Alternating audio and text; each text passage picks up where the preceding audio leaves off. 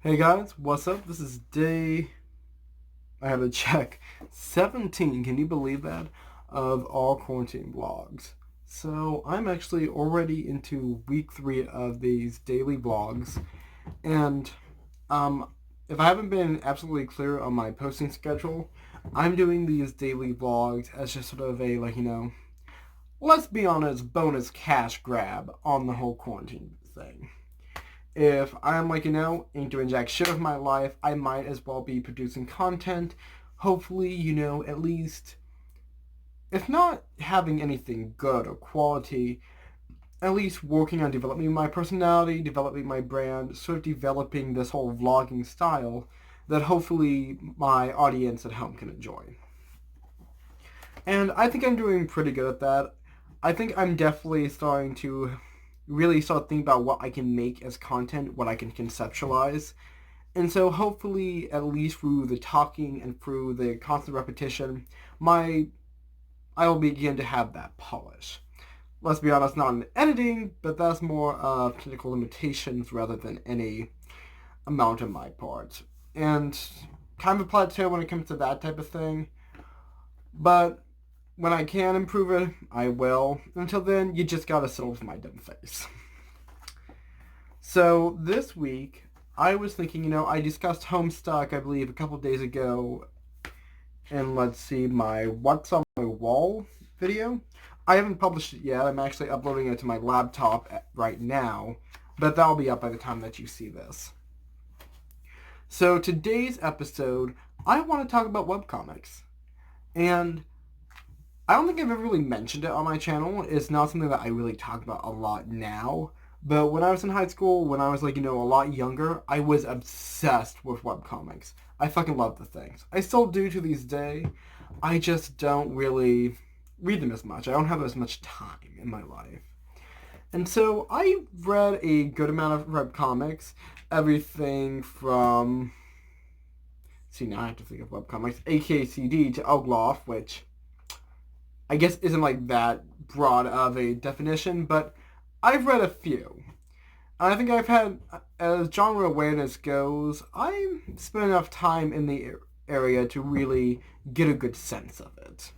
As much as any other genre that I feel that I am worthy enough of speaking about, so what do you know? So I didn't want to pick my top 10 or my favorites because there's a lot of webcomics that I loved, and there's a lot of webcomics that I think are still great even if they were not my absolute favorite. So for today, I'm going to choose 5 webcomics that I would recommend to you. That way, it doesn't matter if they're good or not, because I'm recommending them. See? Sneaky titles right at you. So number 1, and this is my favorite webcomic. This has been the one that I have been reading for the longest period of time.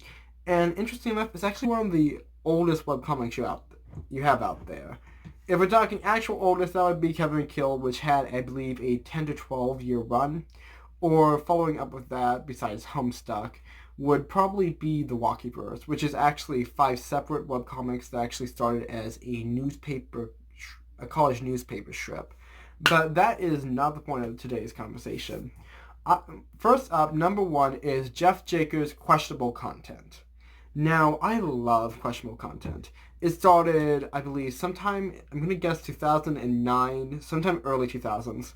And it began as a bit of an autobiography for Jeff Jakers. It has around, I believe, almost 3,000 pages, I believe, at this point, and he uploads 5 times a week, Monday through Friday. Now, if I'm being honest, I don't check in every single day. I'll usually check in every couple months and binge read for about half an hour and love every minute of it, because I really love the characters.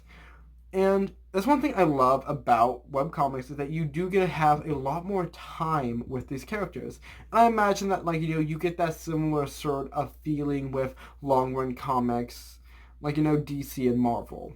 But where a lot of those are action-oriented and you get more depth on the lore and the motivations of characters, I feel Questionable Content, which is a slice-of-life comedy comic, you get a different sort of characterization to enjoy it.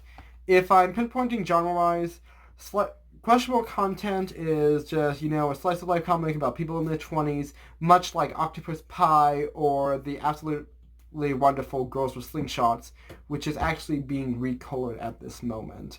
I think they're like halfway through it by now because she finished in like 2015. And I love questionable content. It starts out with,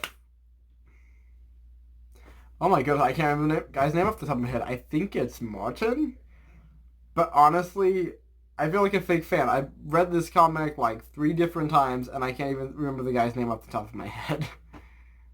Yeah, Martin Reed. See, I'm not a fake fan.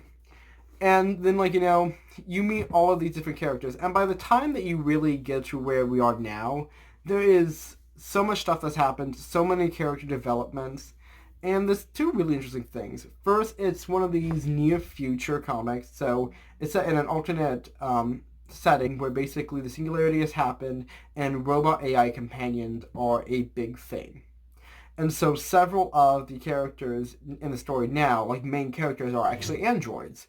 You have, let's see, Momo, who is this, we started out as basically just this like kawaii Japanese like joke, and she's become like this pink-haired activist. She's like frenemies with this foul-mouthed ex-con named May, who basically embezzled money to become a fighter jet. I love, rapidly explaining lots of things.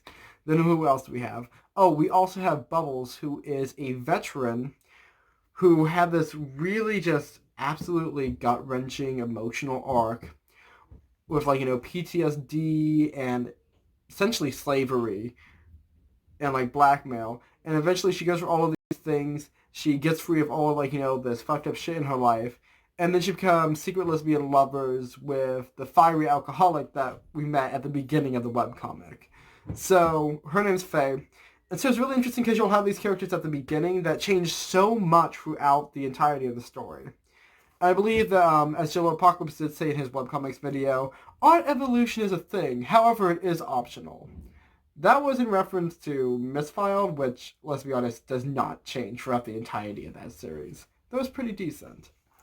Getting off track a little bit, so I'm just going to swerve lanes and hit you up with webcomic 2. And that's going to be Order of the Stick. Can't remember who it writes off the top of my head.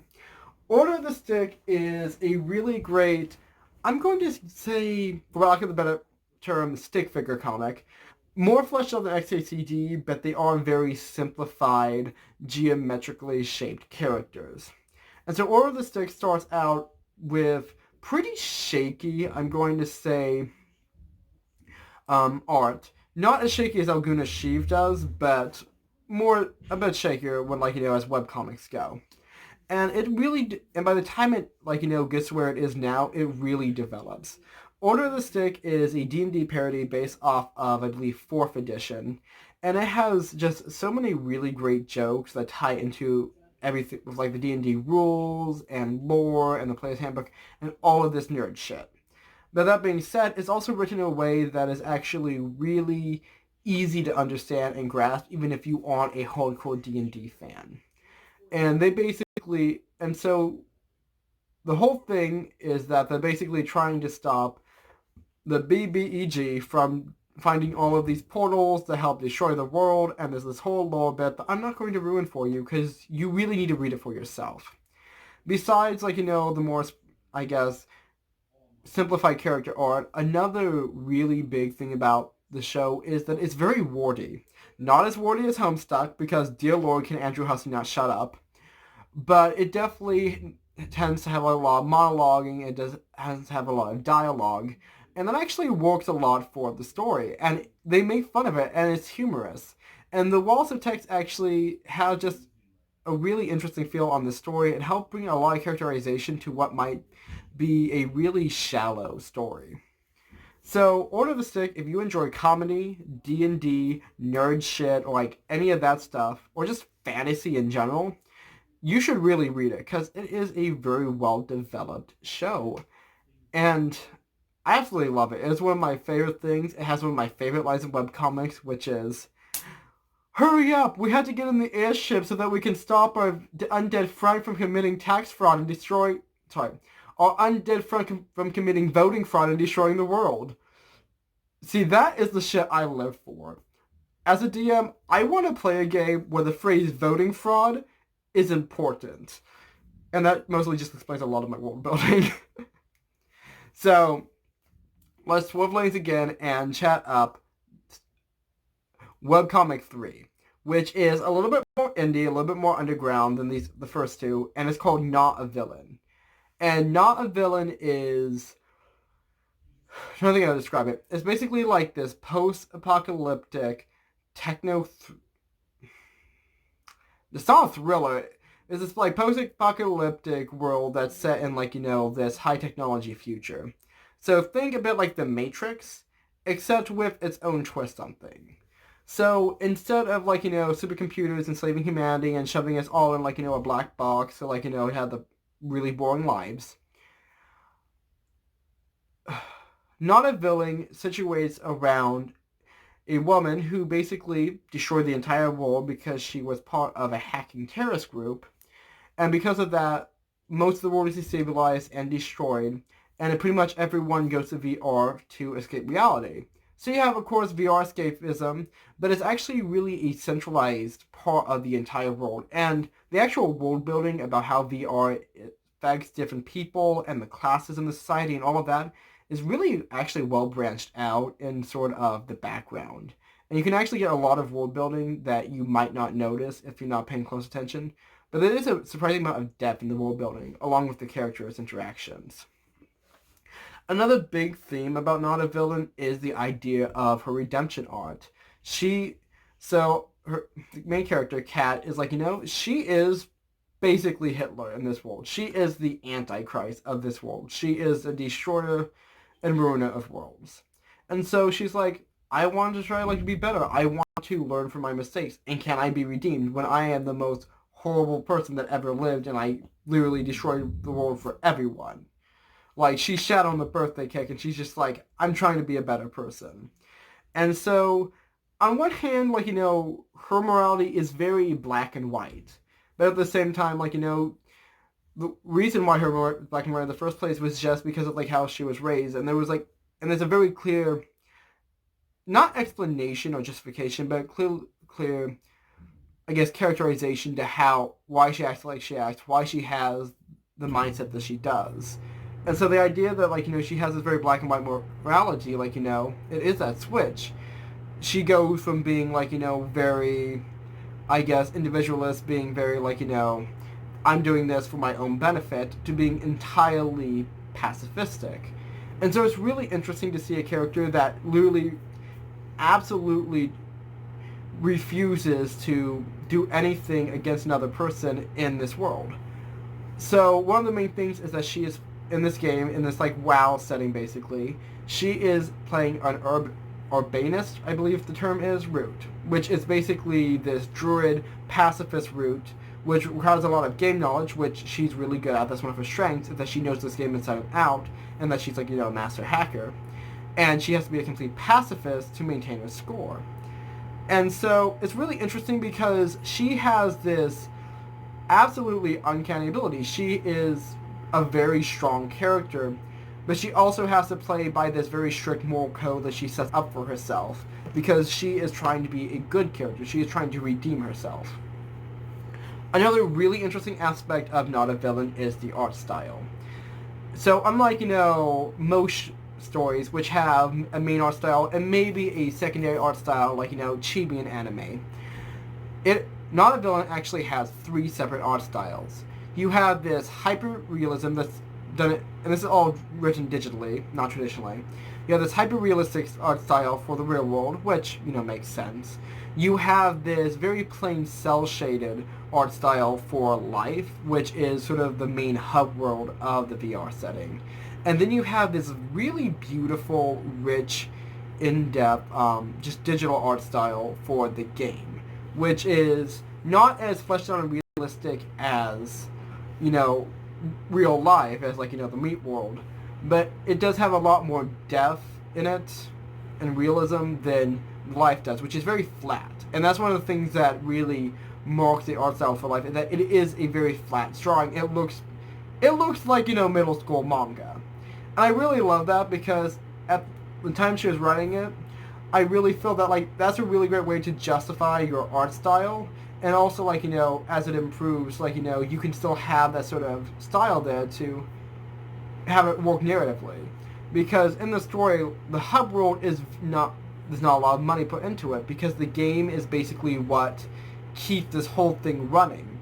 So all the resources are made to make that look better, while very little is put into what's basically a Hooverville of the entire world. And so theirs is very flat. Most people wear like default skins and default outfits, and everything is very plain. And there's not a lot of stuff for like, actual citizens to do.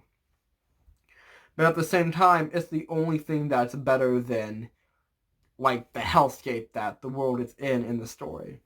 So not a villain from like a perspective is just a really fascinating story. It has a lot of depth. It has a lot of really interesting narrative.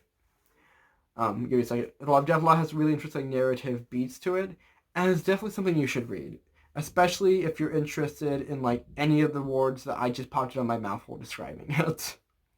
Next up, one of my favorites is number 4, Digger by I believe Ursula Vernon. Probably got that wrong though. Digger is another fantasy webcomic, though interesting enough, it Ursula actually I believe was a anthropologist or folklorist or some field similar to that. And so a lot of the fantasy setting is actually really entrenched in a lot of different cultures, folklore, and beliefs. And that makes it absolutely fascinating. So you follow the life of Digger, who is a wombat, who, like, like the animal. But see, in this fantasy setting, wombats are basically like non-magical dwarves. They're like the hobbits of animals. And what I mean by that is that they're very practical, they're very bureaucratic, and they're very anti-magic. They're just much too sensible of a creature to use that. And so Digger's like, digging, and they wind up in this area that's very much removed from their own world. Not in the sense that it's like, a different world, like some sort of isekai thing, but that it's very far removed geographically. Though there is some implication that it might be a separate plane of existence, but I've never really been able... But that's a bit vague. And so, basically, Digger is trying to figure out, like, why she's trapped in this world, why she can't get back, and like who brought her here. And there's definitely a bit of intrigue with that. And so a lot of it actually, one of the great main themes, besides just a lot of the inclusion of different folklore, is the theme of religion. And not so much religion as in like, a spiritual sense, but rather as an organizational or lore sense. So, for instance, where Digger pops up in is actually the Temple of Ganesha, or I hope I pronounced that right. I do apologize for, I guess, any of my audience who is Hindi or of that culture. But anyway, so they pop up there, and Digger actually speaks to a statue of Lord. I really hope I'm saying this correct, Ganesha, or and so that's actually one of the main characters is a statue. Not the god itself, though sometimes, but the statue which has some amount of sentience, interestingly.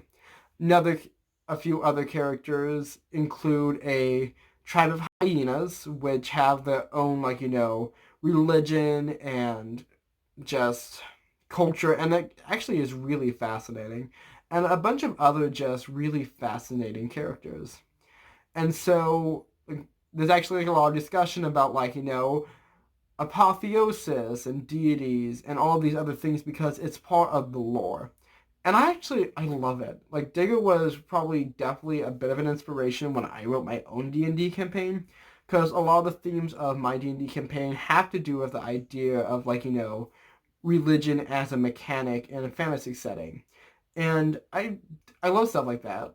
I use like I've definitely incorporated like elements of that into like my own writing a lot. Not simply because of Digger, but just in general because I love that style. I've also once started a fantasy story that also involved like very a lot of theocracy and stuff like that. So the use of religion as sort of a narrative mechanic in the story, in the story is just really fascinating. A little bit of it is a bit similar to how they did it in Gunnercraig Court, which I just really enjoyed. Basically, just this henotheistic like model for lore, where everything pretty much exists, but there's also everything like working, meshing together, and that can bring together some fascinating stories, especially if you're like me and you really love to like read about different folklores and different legends and beliefs, because it's fascinating to draw from those things. So if you're looking for a fantasy series, or if you enjoy things like folklore and you like want to read more stories that involve stuff like that, check out Digger. It is so worth your time. It is a completed series too, so you can get through it in I'd say about a week if you're really trying. Next up is definitely a story you can't get through in about a week, but you'll definitely be reading it after a week. And this is my last webcomic, number 5, Girl Genius by the Foglios. Hopefully I said that correctly. So Girl Genius is not actually steampunk. The Foglios actually created a new genre to describe it, which is gaslight fantasy, which incorporates elements of steampunk, but is much more lighter than our traditional steampunk ideas. And so, and just as a side note, a lot of people consider things like Jules Verne and other sci-fi writers from the time not to be steampunk. They consider that to be 18th century science fiction. Most people consider steampunk to be retro-futuristic, meaning that while it has the aesthetics of that time period, it does not necessarily have the beliefs or cultural mores of the 18th century. Anyway, a little bit of attention. I just wanted to spit that out there. Girl Genius follows basically the story of Agatha Heterodyne, who finds out that she is the lost heir to this family of crazy mad scientists.